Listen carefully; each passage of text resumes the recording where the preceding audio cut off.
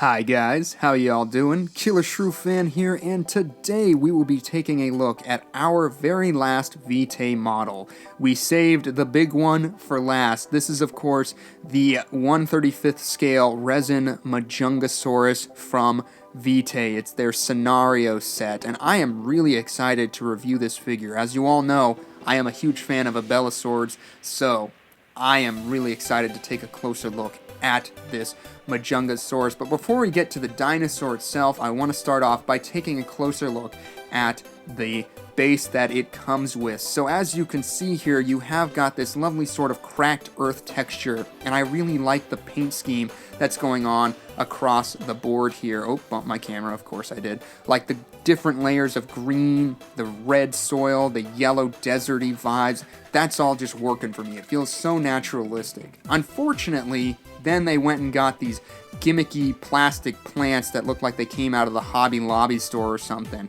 To their credit, at least they put some yellow on the tips to kind of make it look a little more naturalistic, but really these just feel cheap and not good. And then you've also got this little rock over here in the center. Sorry, I'm not looking at it right now. The rock right there that's just jutting out. There's nothing on the bottom here, and it's a hard plastic, unlike the softer foam bottom of the Giganotosaurus that protects the shelf. But here, yeah, that rock, that is all you have to use to balance this Majungasaurus on this stand. It's meant to sort of brace the toe, and I'm just like, really, could we not do pegs? I mean, yeah, you have to set it up just so, and even then, sometimes he still goes, as you can see. And for a resin dinosaur, that's just not gonna cut it. As you can see here, he's already tumbled for me a couple times, and unfortunately, just a small chip came out of his nose right there. I mean, I took a Sharpie marker and colored over it since it was a dark enough color, so you can't really tell where the crack is, but you can kind of see the interruption of the form in that nose. There's just suddenly a tick out of it there. So it's really unfortunate that all it took was one tumble for this resin dinosaur to suddenly be, you know, deformed. Which really makes me wonder, A, why am I trusting myself with a resin dinosaur? And B, why did they choose to do resin when everything else that they do is PVC for this particular species? Doesn't make a lot of sense to me, but enough about that. Let's talk about the dinosaur model itself. As you can see on the head here, you have got a lot of different styled scales covering the entire surface area. The eye is done in a nice black color and actually has some gloss, and this Majungasaurus does come with an articulated jaw. The pink cheek has kind of been lazily painted. There's no gloss to it in this one to really make it have that wet look, and the roof of the mouth hasn't really been addressed. I mean, there's like little indentations at the back of the throat that you can hardly see, but it wasn't even really painted. The eye, like I said, that nice black color with a little gloss. I like this thing from the front. I like the way the eyes sit in the skull with the eyelids sculpted around them. And if we move to the other side of this model, you can see it's really the same story in terms of the sculptural detail, but I think the head overall looks quite good. You can see the iconic Majungasaurus horn at the top there, and then you can see those spasmodic spikes. Oh my god, I keep bumping my camera. I'm so sorry, it's been a long day. Those spasmodic spikes that start just behind the skull and run down the length of the body. I really like the wrinkles and folds of skin around the throat here and at the back of the lower jaw there. That all looks absolutely phenomenal. And as you can see, Vitae have got that sort of classic skin texture going on. The arms and the pectoral regions have been addressed. I feel like the arms might be a little on the long side. I feel like the angle's there, but they're still just a little too long. As you can see, the tips of the hands have been painted a lovely dark brown that gradiates into the tan base tone of the rest of the body quite well. And I'm a big fan of the wrinkles and the forms of skin around the arms here, and just the feel of this thing is quite good. I really like how they handled the skin texture on this Majungasaurus. If we move down the length of the body, you can see they've got all of those bumps, ridges, folds of skin, some scale textures here and there.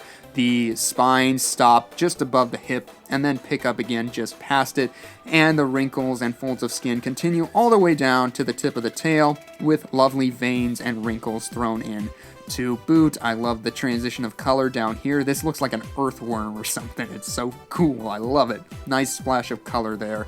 Moving back up the opposite side, really the same in terms of the overall sculptural details and style. Looks absolutely phenomenal. I think it looks better on this side. I don't know why, I'm just seeing it better. Unfortunately, mine does have a few paint chips, as you can see. Again, might be because it's that resin, it might be more fragile. I don't know much about resin or resin painting, but it's something that I have noticed on this model, is it seems more prone to paint chips. Then we come back up to that beautiful head and the lovely treatment in the neck region. I love how long the neck is. Did I say that? I didn't say that. Taking a look at the underbelly of this thing, there's some weird sculptural moment right here. It makes me feel like maybe there was a molding issue, because I feel like that looks like molding stuff, because the detail got glossed over and we just have these lines that look like they came from like the burlap or something. I don't know. But yes, kind of washed out detail on the bottom, unfortunately. Taking a look at the feet and legs of this Majungasaurus, they are, again, that same sort of delicate yet powerful Vitae foot that we have come to know and appreciate. They look quite good, and I love the transition of colors and the striping going on the backs of the toes there. As you can see, they look absolutely phenomenal, and again, love the midsection. The details here are quite good. As far as the pose on this thing goes, it's pretty standard stuff. I mean, it's just kind of standing there. Standard. It's not really walking. You can't really make the argument that it is because one leg's further forward than the other. No, I just think it's just balancing, just chilling, looking straight forward with its mouth hanging open. It doesn't have a lot of life to it, but honestly, for how delicate this thing is and how hard it is to balance in general, I can understand why they chose to just give it a completely neutral pose. It's for the best, it's the safest option for this fragile model, and honestly, it's not even that bad. It's just a little boring, that's all. As far as the paint scheme goes, I'm a big fan of the colors that they chose to do on this Majungasaurus. I love the tan base tone and how you've got this brown dorsal top that sort of tentacles out into these naturalistic stripes, and then you have the splash of color reserved for the head and the tail. It's a balanced color scheme, and it looks very naturalistic, and I love the way that the dark brown stripes give way to these lighter brown stripes, so that they look like bands around the tail and the midsection and the thigh. It's just all so well handled. The transitions, the naturalistic treatment, it looks so darn good. There's like one splotch of paint down around the thigh there that I'm not a huge fan of, but beyond that, I'd think this paint scheme is both subtle, believable, and beautiful. So, well done, Vitae. I'm just gonna let you guys look at this. It's gorgeous. It's easily my favorite part about the model, is this color scheme that they chose to give it. That is nice.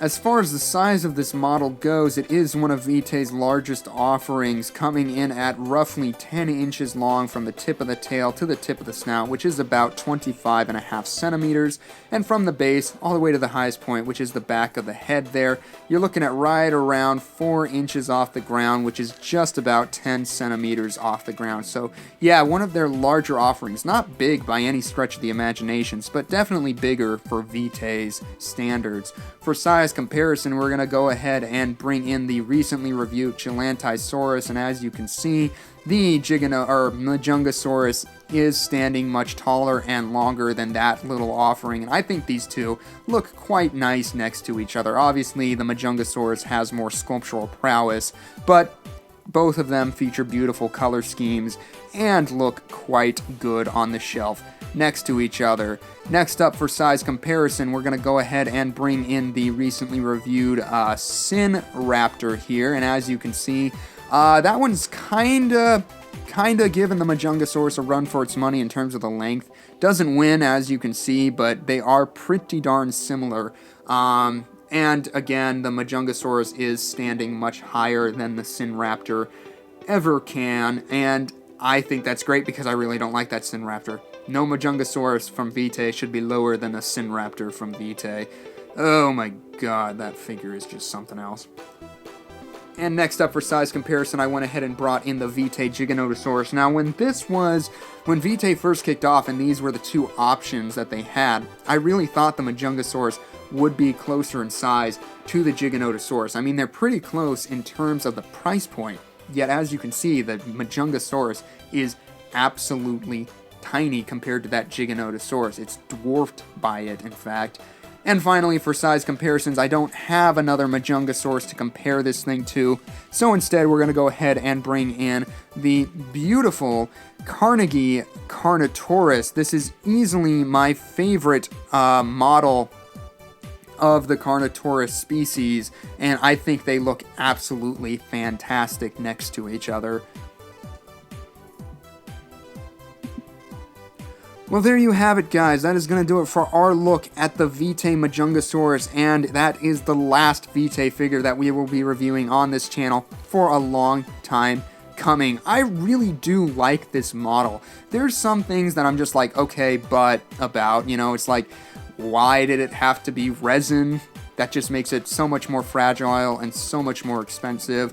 Why isn't it, able to be mounted properly to the base, things like that. It's just like, yeah, it's a great model, but it's hard to recommend, especially for people who have to really save money to buy these models. Like, if they really have to pick and choose which ones they're gonna get, skip this one because it's small, it's fragile, and for roughly the same price, you can get that massive, beautiful Giganotosaurus. I mean, God, it's just like one of those things like, Vitae, why did you do it that way? It's not as accessible now, it's not as enjoyable now, and it's such a great model. I feel like both of those things should be like a priority. Make sure it is able to be enjoyed by many, and it is not going to break if it takes one tumble off the dinky little base that you gave us.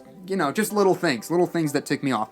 For a final rating, though, I'll give this thing a good 8 out of 10. A very decent figure and a lovely interpretation of Majungasaurus. But as always, I want to know what you guys think of this model. Do you own it? Are you planning to pick it up? What is your favorite Abelosaurid in toy form and in general? Leave all your thoughts down in the comments section below, and as always, I want to thank you so much for tuning into my videos. If you enjoyed it, don't be afraid to let us know by hitting that like button, and don't forget to subscribe on the way out so you don't miss the next one. Thanks again, and bye-bye.